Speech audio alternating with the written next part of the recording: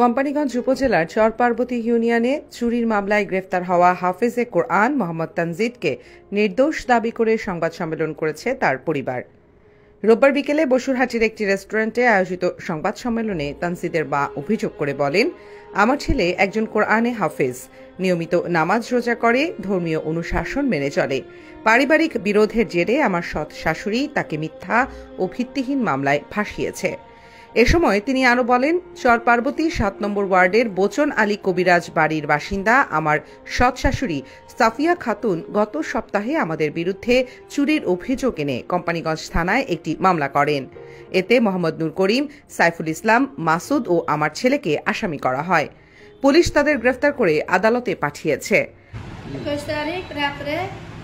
আমার শাশুড়ির ঘর চুরি হয়েছে, সৎ শাশুড়ি আমার ছেলে নিয়ে মিথ্যা বাদে দিয়ে আমার ছেলেরে বাসায় জেল খাটাইতেছে।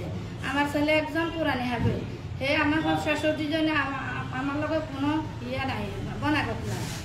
এর বাড়িতে আমি আমার বাড়িতে, এসে এক বাড়িতে আমি চার এক বাড়িতে হিংসা করি। আমার শাশুড়ি আমার ছেলেরে পুরানি হবে, ছেলেরে আমার হিংসা করি একটা মামলাতে ঢুকাই দিয়ে জীবনের লাখটা নষ্ট করি।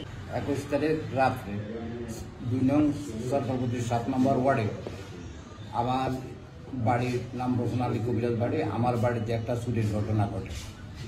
আমার সন্তান যে 4-5 জন লোক আসামি করছে, এরা সবাই শোয়াতে ছিল, এরা কোনো নিরপরাধী, কোনো দোষী নয়। আমার সৎমা প্রতিহিংসার বশতে আমার সন্তানদেরকে আসামি করছে, এদেরকে থানাতানি পুলিশ ভোট নির্যাতন করছে, এদের কাছে কোনো কিছু পাওয়া যায়নি। এখন আমি আপনাদের কাছে, দেশবাসীর কাছে এটা বিচার চাই, আমার ছেলে যদি অপরাধী, এটা দোষী সুষ্ঠু তদন্তের মধ্যে আমার ছেলেগুলোর ছাড়ি দেওয়া হবে।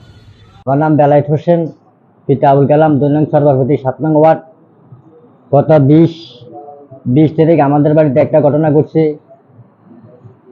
ঘটনা ঘটার পরে কে বা কারা ঘটনা করছে কিন্তু কেউ জানে না।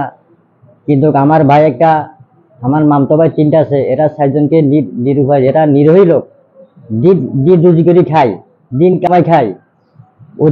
অতীতে তাদের কোনো ব্যাগ রেকর্ড নাই, কিন্তু তাদেরকে আসামি করে এই থানাতে আনে অসীমাত তাদেরকে মারধর করছে। মারধর করার পরে এখন মনে করে বাদী তাদেরকে মামলা দিয়া জেলখানায় পাঠাইছে। এখন ওরা অতীতে ওদের কোনো অফিসে ব্যাগ রেকর্ড নাই। এখন আমাদের এলাকায় শত বলবে তাদের কোনো ব্যাগ রেকর্ড নাই। তবে হ্যাঁ, তাদের একটা ব্যাগ রেকর্ড আছে, শুধু এটাই তারা বিএনপি করে বিদায় তাদেরকে এদের তালাবন্দা করতেছে। অতীতে 15 বছর আমার ফ্যামিলিকে আওয়ামী লীগ তছনছ করে দিছে। আমার ছোট ভাই সে বিএনপি করে বিদায় 18 থেকে 19টার মামলা, কতবার মার খেলো, কতবার জেল খেটলো। আমার ভাগিনা সে জামাত করে, কতবার মার খেলো, কতবার জেল খেলো, তার নামও 19টা মামলা। কিন্তু তারা আওয়ামী লীগ করে, মূলত আওয়ামী লীগ করে 15 বছর আমাদেরকে খুব জ্বালাতন করতেছে। এখনো নিরপেক্ষ সরকার, এখনো আমাদেরকে খুব জ্বালাতন করতেছে। এ বিষয়ে জানতে চাইলে কোম্পানীগঞ্জ থানার তদন্ত কর্মকর্তা জানান, অভিযোগের ভিত্তিতে প্রাথমিক তদন্ত করে আসামিদেরকে গ্রেফতার করা হয়েছে।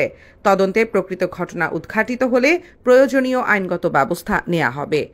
সংবাদ সম্মেলনে তানজিদের পরিবার মামলার সুষ্ঠু তদন্ত ও নির্দোষ ছেলেটির দ্রুত মুক্তির দাবি জানিয়েছে। নোয়াখালী টিভি, বৃহত্তর নোয়াখালীর প্রতিচ্ছবি।